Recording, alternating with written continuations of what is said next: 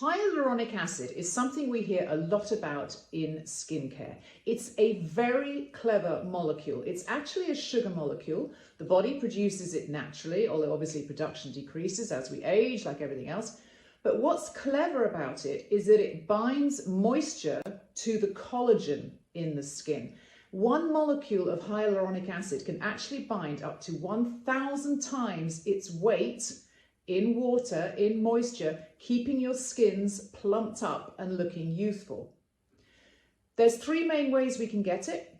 Topical, which is products that we put on the skin.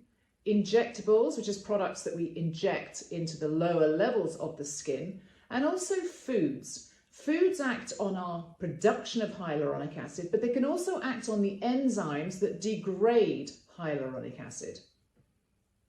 Let's start with topicals. Hyaluronic acid is actually a pretty big molecule. It's called a macromolecule. And as I said before, it can bind up to 1,000 times its weight in water, in hydration and moisture.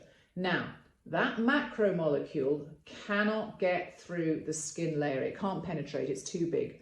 So products that have the largest molecular weight of hyaluronic acid will only sit on top of the skin. Now, they'll bind moisture, they'll give you a glow, they'll make your skin look moisturized, but it is just sitting on top.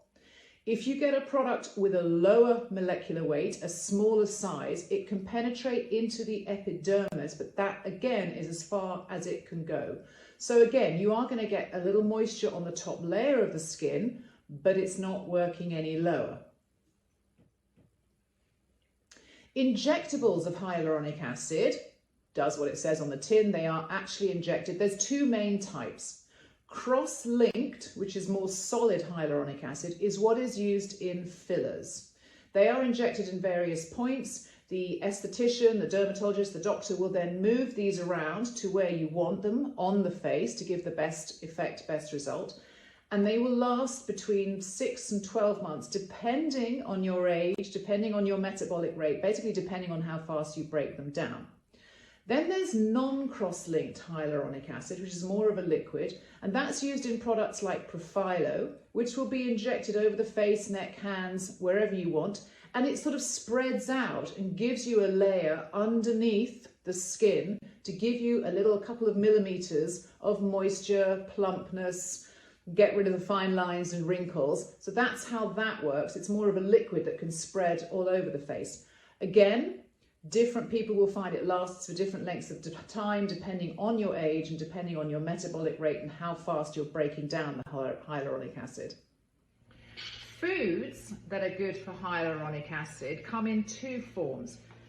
Bone broth, I've made some here from some organic lamb bones, is fantastic for containing collagen and hyaluronic acid. So that is an actual source of hyaluronic acid.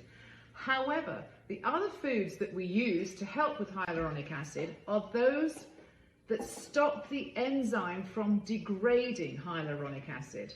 Things like oranges that contain narinogen. Then there's all the foods that contain magnesium. So that is the dark green leafy veg that we talk about a lot, things like kale. Also almonds, another really good one. They contain magnesium, lots of foods do, but a lot of people are deficient in it. And the magnesium will stop the hyaluronic acid being degraded. So that's the main focus. There aren't that many foods that will actually give you hyaluronic acid, but it's the enzyme that stops it being degraded that's important. And that's where the magnesium comes in.